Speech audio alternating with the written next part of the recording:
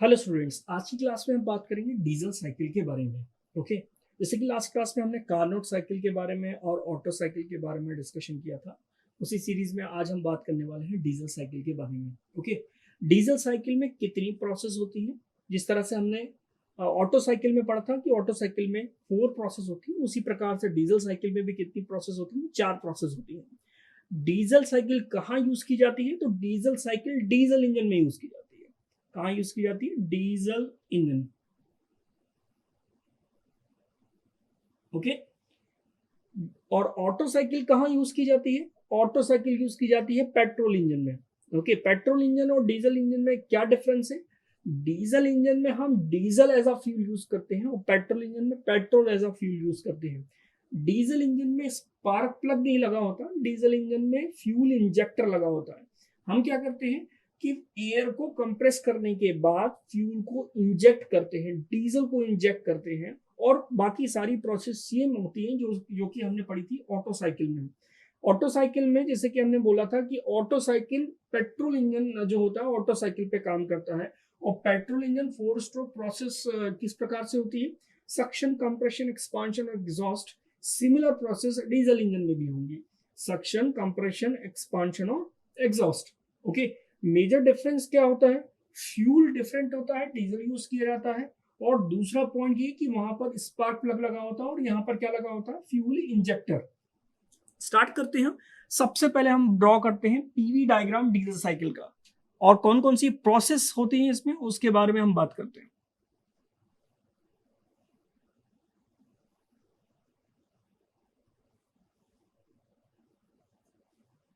PV, PV का मतलब pressure versus volume. Pressure versus volume. Okay, process किस तरह से होगी देखिए ध्यान से।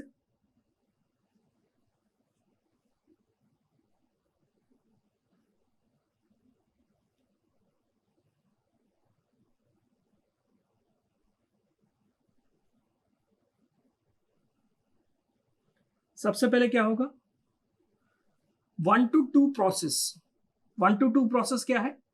Compression process. कौन सा कंप्रेशन?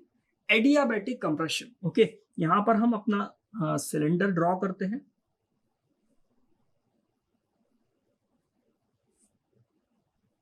ये पिस्टन है।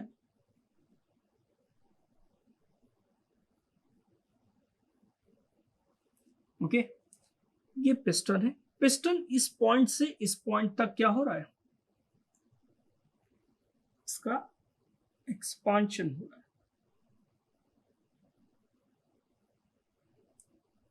पिस्टन इस पॉइंट से इस पॉइंट तक आ रहा है, गैसेस का एक्सपांशन हो रहा है। ये जो वॉल्यूम है, ये वॉल्यूम क्या कहलाता है? Clearance volume. और ये जो वॉल्यूम है ये क्या कहलाता है? स्ट्रोक वॉल्यूम, जिसके बारे में हम ऑलरेडी बात कर चुके हैं कि पिस्टन टॉप डेड सेंटर पर है, उसके बाद जो स्पेस रिमेनिंग हो जाता है, वो जो वॉल्यूम बचता है उसको हम क्या बोलते हैं? क्लियरेंस वॉल्यूम बोलते हैं। स्ट्रोक वॉल्यूम क्या था? पिस्टन टीडीसी से बीडीसी जितना ट्रैवल करता है उसको हम क्या बोलते हैं? स्ट्रोक वॉल्यूम बोलते हैं। हमने स्टार्ट किया, सबसे पहले सक्शन हुआ। सक्शन हुआ 0 to 1। सक्शन में क्या हुआ? एयर हमारे सिलेंडर के अंदर आई through inlet port, inlet valve, sorry, inlet valve के थ्रू एयर अंदर की तरफ आ रही है। एयर अंदर आने के बाद, सक्शन हो जाने के बाद फिर कंप्रेशन होगा। कंप्रेशन कैसे होगा? पिस्टन मूव करेगा BDC to TDC, bottom dead centre से टॉप डेड सेंटर की तरफ मूव होगा। अभी ये हॉरिजॉन्टल बनाया है, और अगर हम वर्टिकल बनाते हैं तो top dead, bottom dead centre से टॉप डेड सेंटर की तरफ मूव करता है। वो क्या प्रोसेस होती है? Compression process. तो सबसे पहली जो प्रोसेस हमने पढ़ी वो कौन सी है? Compression process 1 to 2। कौन सा कंप्रेशन है ये? Adiabatic, adiabatic compression. Adiabatic compression. Adiabatic compression क्यों माना है? मैंने आपको कार्बन ऑटो साइकिल में बताया था कि कंप्रेशन एडियाबैटिक ही क्यों लिया जाता है, आइसोथर्मल क्यों नहीं लिया जाता, पॉलीट्रोपिक क्यों नहीं लिया जाता? क्योंकि एडियाबैटिक प्रोसेस में हीट ट्रांसफर 0 होता है। ओके, कंप्रेशन पिस्टन के द्वारा किया जा रहा है। कंप्रेशन पिस्टन के द्वारा किस पर किया जा रहा है? गैस पर किया जा रहा है। तो पिस्टन गैस पर काम कर रहा है, तो हम ये चाहेंगे कि पिस्टन जितना काम कर रहा है वो पूरा का पूरा गैस को कंप्रेस करने में चला जाए, किसी भी तरह से हीट बाहर की तरफ लॉस ना हो। इसलिए ये कंप्रेशन कौन सा माना जाता है? Adiabatic compression. ये तो एडियाबैटिक कंप्रेशन है प्रोसेस 1 to 2। नेक्स्ट है हीट एडिशन। अब यहां पर डिफरेंस हो जाएगा, ऑटो साइकिल में कांस्टेंट वॉल्यूम हीट एडिशन था, लेकिन डीजल साइकिल में कांस्टेंट प्रेशर हीट एडिशन होगा। क्या होगा? Constant pressure heat addition. Okay, देखिए पॉइंट 2 से हमने फ्यूल को इंजेक्ट करना स्टार्ट किया और पॉइंट 3 पर फ्यूल इंजेक्शन क्या हो गया? एंड हो गया। ओके, कट ऑफ हो गया, इसको कट ऑफ पॉइंट कहा जाता है। ओके, तो ये 2 to 3 प्रोसेस कौन सी है? Heat addition process. Process 2 to 3, process 2 to 3 क्या है? Heat addition process. Heat addition process. और ये प्रोसेस कौन सी है? ये है कांस्टेंट प्रेशर प्रोसेस। कौन सी है? Constant pressure process. Okay, constant pressure process. Heat addition, heat addition में फ्यूल को कंबशन चेंबर के अंदर हमने क्या किया? इंजेक्ट किया। पॉइंट 3 से अब क्या हो रहा है? एक्सपांशन हो रहा है। कैसे? जैसे ही हमने एयर को कंप्रेस किया, एयर का टेम्परेचर बहुत हाई हो चुका है, अब जैसे ही आप फ्यूल को इंजेक्ट करेंगे, फ्यूल अंदर आते ही क्या हो जाएगा? बर्न हो जाएगा, गैसेस का एक्सपांशन हो जाएगा, गैसेस पिस्टन को डाउनवर्ड डायरेक्शन में पुश करेंगी, तो एक्सपांशन प्रोसेस होगी 3 to 4। ये एक्सपांशन प्रोसेस है 3 to 4 and 4 to 1 is constant volume heat rejection process. Process 3 to 4 कौन सी प्रोसेस है ये? Adiabatic, adiabatic expansion. Adiabatic expansion. Adiabatic expansion क्यों माना? वही बात कि गैस अब पिस्टन पे काम कर रही है, गैसेस एक्सपांड हो रही है, गैसेस ने पिस्टन को डाउनवर्ड डायरेक्शन में मूव पुश किया है।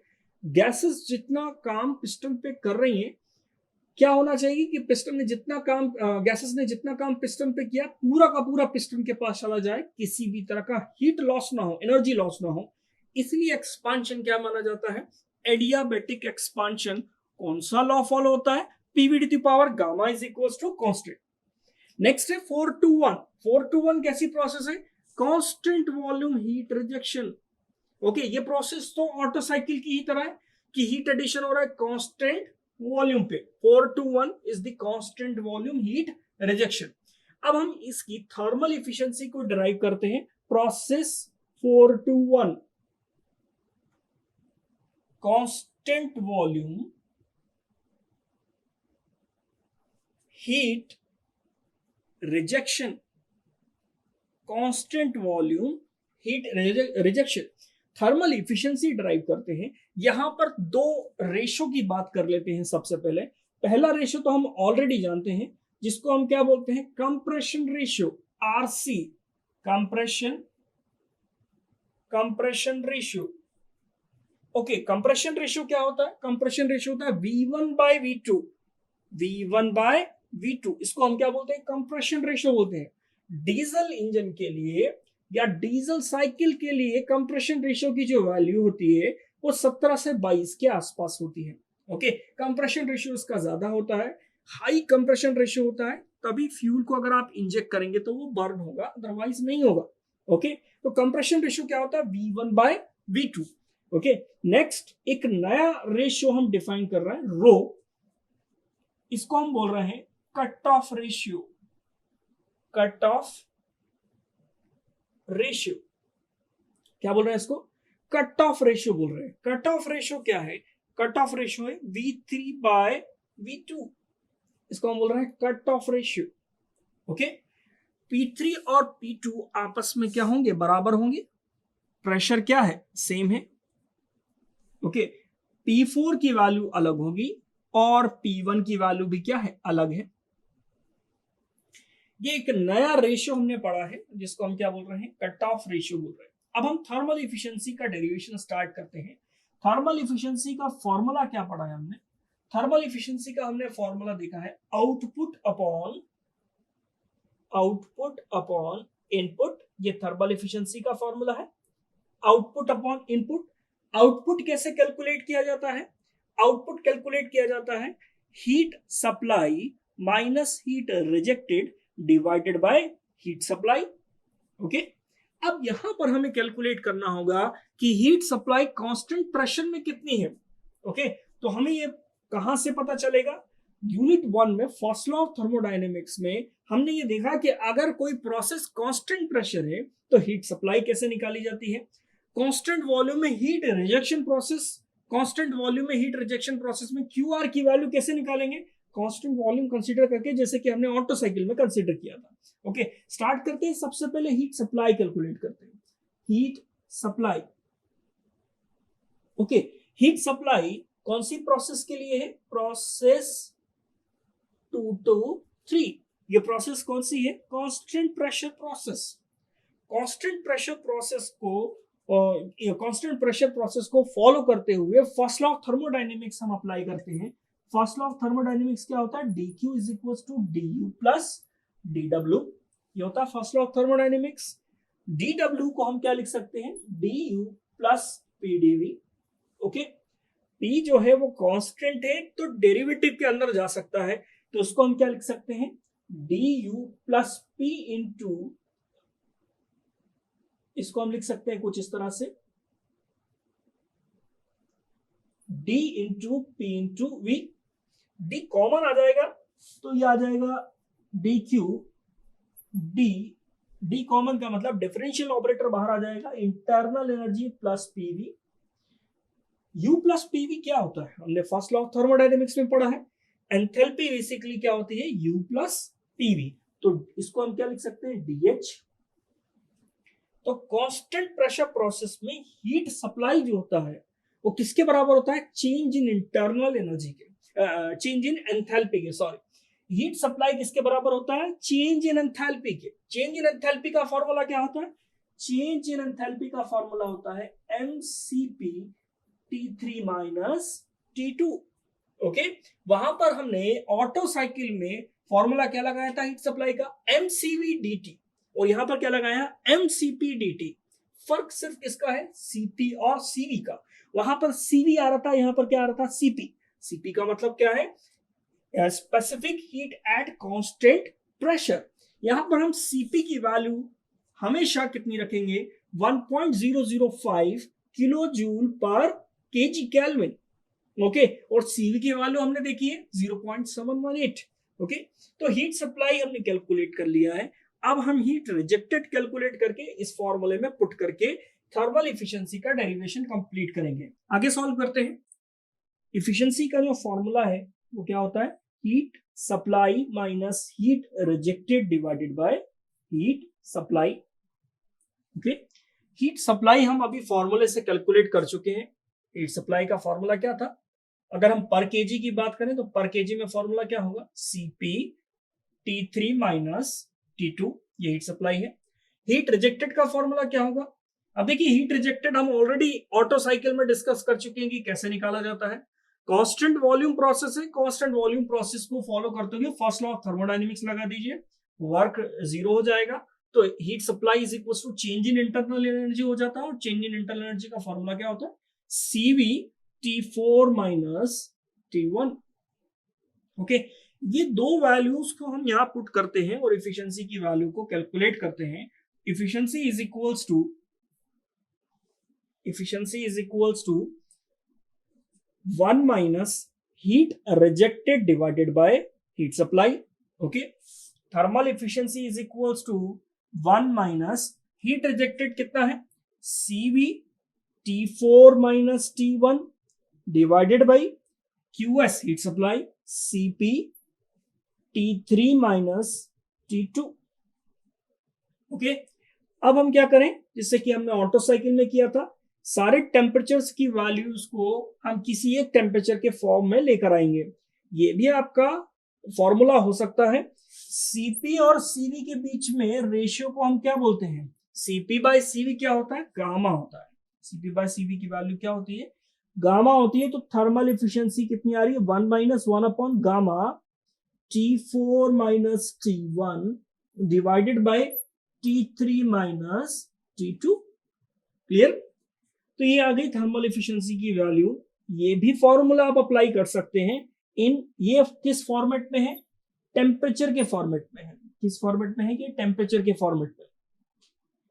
अगर आपको टेम्परेचर्स की वैल्यूज दी है और अगर आपको थर्मल इफिशियंसी कैलकुलेट करना है तो ये फॉर्मूला हम अप्लाई कर सकते हैं। लेकिन अगर क्वेश्चन में कट ऑफ रेशियो दिया है, कंप्रेशन रेशियो दिया है, तो फिर हम थर्मल इफिशियंसी कैसे कैलकुलेट करेंगे उसके बारे में बात करते हैं। उसके लिए T4, T3 और T2 की वैल्यू को चेंज करना होगा। ओके, तो सबसे पहले हम T2 की वैल्यू को T1 के टर्म्स में निकालते हैं। तो process 1 to 2, process 1 to 2, process 1 to 2 क्या है, adiabatic compression, adiabatic compression. Okay, क्या लिख सकते हैं हम इसमें, T1V1 की पावर गामा माइनस 1, T2V2 की पावर गामा माइनस 1। T2 की वैल्यू निकालना है T1 by V1 by V2 to the power gamma minus 1। V1 by V2 क्या है, V1 बाय V2 है हमारा compression ratio, V1 by V2 क्या है, कंप्रेशन रेशियो। तो T2 की वैल्यू T1 के फॉर्मेट में आ गई, T1 RC की power gamma minus 1। Okay, similarly अब हम निकालते हैं T3 की वैल्यू को T2 के टर्म्स में। तो प्रोसेस कौन सी प्रोसेस है, प्रोसेस 2 to 3। प्रोसेस 2 to 3 कौन सी प्रोसेस है, कांस्टेंट प्रेशर प्रोसेस। कौन सी प्रोसेस है, constant pressure process. Constant pressure process में हम रिलेशन क्या फॉलो करते हैं, अगर आप भूल जाएंगे तो फिर आपको याद करने का तरीका मैं बता देता हूं कि कौन सा लॉ इसमें लगता है और क्या रिलेशन फॉलो होता है। गैस लॉ लिख दीजिए, Pv is equal to MRT। देखिए इसमें M हमेशा कांस्टेंट, R कांस्टेंट। अब जो प्रोसेस है उसके अकॉर्डिंग चीजें कांस्टेंट होंगी। P कांस्टेंट तो V is directly proportional to क्या हो गया, टेम्परेचर। तो यहां पर हम लिख सकते हैं V2 by T2 is equal to V3 by T3। लिख सकते हैं ऐसा, V2 by T2 is equal to V3 by T3। तो T3 की वैल्यू हमें कैलकुलेट करना है, तो ये लिख सकते हैं V3 by V2 cross multiply कर दिया इसको इस तरफ, इसको नीचे लेकर आ गए। Okay, multiplied by T2, T3 की वैल्यू आ रही है हमारे पास V3 by V2 क्या है, V3 by V2 हमने देखा था, V3 by V2 हमने इसको बोला था कट ऑफ रेशियो। क्या बोला था, कट ऑफ रेशियो। तो V3 by V2 को लिख रहे हैं कट ऑफ रेशियो, और T2 की वैल्यू को T1 के फॉर्मेट में निकाल चुके हैं, T1 RC की पावर गामा माइनस 1। ओके, ये T3 की वैल्यू किस फॉर्मेट में आ गई, T1 के फॉर्मेट में। T2 की वैल्यू भी T1 के फॉर्मेट में आ गई। अब हम कैलकुलेट करेंगे T4 की वैल्यू को T1 के फॉर्मेट में, कौन सी प्रोसेस को फॉलो करते हुए, 3 और 4 को फॉलो करते हुए, प्रोसेस 3 to 4 एडियाबैटिक एक्सपांशन को फॉलो करते हुए हम T4 की वैल्यू को T1 के फॉर्मेट में कैलकुलेट करेंगे। यहां पर एक इंपॉर्टेंट पॉइंट है, ये है कि एक्सपांशन रेशियो और कंप्रेशन रेशियो अलग अलग है। ऑटो साइकिल में एक्सपांशन और कंप्रेशन रेशियो सेम था, लेकिन यहां पर एक्सपांशन रेशियो और कंप्रेशन रेशियो की वैल्यू क्या है, अलग अलग है, एक दूसरे के बराबर नहीं है। ओके, तो ये बात ध्यान रखनी जब हम प्रोसेस 3 to 4 को फॉलो कर रहे होंगे। तो अब हम आगे सॉल्व करते हैं जिसमें कि हम प्रोसेस 3 to 4 को फॉलो करेंगे। आगे सॉल्व करते हैं। अब हम T4 की वैल्यू को T1 के टर्म्स में कैलकुलेट करते हैं। तो प्रोसेस 3 to 4 फॉलो करते हैं। ओके, 3 to 4, प्रोसेस 3 to 4 में हम क्या करें, फॉर्मूला लगा दें, T3V3 to the power gamma minus 1, T4V4 की power gamma minus 1। Okay, T4 की वैल्यू को T1 के टर्म्स में कैलकुलेट करना है। तो T4 is equal to T3V3 by V4 to the power gamma minus 1। अब यहां पर आप देखिए कि ये V3 बाय V4 क्या है, V3 बाय V4 बेसिकली हमारे पास V4 बाय V3 की वैल्यू है, जिसको हम क्या बोलते हैं, एक्सपांशन रेशियो। क्या बोलते हैं, एक्सपांशन रेशियो बोलते हैं। एक्सपांशन रेशियो को in terms of compression ratio and cut off ratio हम कैलकुलेट करने की कोशिश करते हैं। देखिए कैसे, V4 बाय V3 इसको हम लिख सकते हैं V4 बाय V2 से मल्टीप्लाई और V2 से ही हम डिवाइड कर देते हैं इसको। ओके, V4 V1 के बराबर है, तो expansion ratio is equal to V4 V1 के बराबर है। देख लीजिए इस डायग्राम से V4 किसके बराबर है, V1 के बराबर है। V2 मल्टीप्लाइड बाय V2 को हम नीचे लेकर आ गए, V3 by V2। Clear? V1 by V2 क्या है, V1 बाय V2 है कंप्रेशन रेशियो, कंप्रेशन रेशियो। और V3 बाय V2 क्या है, cut off ratio. Okay, V3 by V2 क्या है, कट ऑफ रेशियो। तो यहां पर एक रिलेशन आया, expansion ratio is equal to compression ratio divided by cut off ratio. यहां पर हम पुट करते हैं, तो T4 is equal to T3, V3 bye V4 की वैल्यू नहीं है, ये बेसिकली V4 बाय V3 की वैल्यू है। ओके, तो यहां पर हमारे पास V4 बाय V3 की वैल्यू आ रही है ये। ओके, V4 बाय V3 की वैल्यू ये आ रही है। अब लेकिन जब हम इसको यहाँ इस इक्वेशन में पुट करेंगे तो उल्टा पुट करेंगे, तो rho by compression ratio to the power gamma minus 1। Clear? T3 की वैल्यू हम कैलकुलेट कर चुके हैं। T3 की वैल्यू क्या थी, T3 की वैल्यू थी T1 कंप्रेशन रेशियो की power gamma minus 1 into rho multiplied by rho to the power gamma minus 1 divided by RC की पावर गामा माइनस 1। क्लियर? अब यहां पर देखिए कंप्रेशन रेशियो ये कैंसिल आउट हो जाएगा, ये बेस सेम है, पावर्स प्लस हो जाएंगे। तो T4 की वैल्यू T1 के टर्म्स में कितनी आ रही है, rho to the power 1 plus gamma minus 1 plus 1 minus 1 cancel out हो जाएगा। तो T4 की वैल्यू T1 के टर्म्स में आ रही है रो की पावर गामा। ओके, ये आ गई हमारे पास T4 की वैल्यू T1 के टर्म्स में। T4 आ गया, T1 आ गया, T3 आ गया, सारी वैल्यूज आ गई हैं। अब इन सारी वैल्यूज को हम इक्वेशन में पुट करते हैं। थर्मल एफिशिएंसी का फॉर्मूला क्या था, 1 माइनस 1 अपॉन गामा। न्यूमरेटर में क्या था, न्यूमरेटर में था T4 माइनस T1 और डिनोमिनेटर में क्या था, T3 माइनस T2। सारी वैल्यूज पुट करके सॉल्व करते हैं। Thermal efficiency is equals to 1 minus 1 upon gamma. Okay, T4 कितना है, T1 रो की power gamma minus T1। Okay, denominator में क्या है, डिनोमिनेटर में है T3 और T3 की वैल्यू T1 के टर्म्स में कितनी आ रही थी, T1 RC की power gamma minus 1 into rho. और T2 की वैल्यू भी हम निकाल चुके हैं, T2 की वैल्यू T1 के टर्म्स में कितनी थी, T1 RC की पावर गामा माइनस 1। देखिए न्यूमरेटर और डिनोमिनेटर से T1 कॉमन आके कैंसिल हो जाएगा। ओके, और RC की पावर गामा माइनस 1 भी कॉमन आ जाएगा। ओके, तो यहां पर हम लिख रहे थे फाइनल फॉर्मूला हमारा thermal efficiency is equals to T1 common. तो न्यूमरेटर में क्या बचेगा, रो की पावर गामा माइनस 1। डिनोमिनेटर में क्या बच रहा है, RC की power gamma minus 1 bracket T1 cancel out हो गया है, यहां पर रो बचा है और यहां पर 1 बचा है, तो रो माइनस 1। ये है फाइनल एफिशिएंसी का फॉर्मूला। यहां पर गामा एडियाबैटिक इंडेक्स है जिसकी वैल्यू 1.4 है, RC क्या है, कंप्रेशन रेशियो है जिसकी वैल्यू V1 बाय V2 है, और रो क्या है, कट ऑफ रेशियो जिसकी वैल्यू है V3 बाय V2।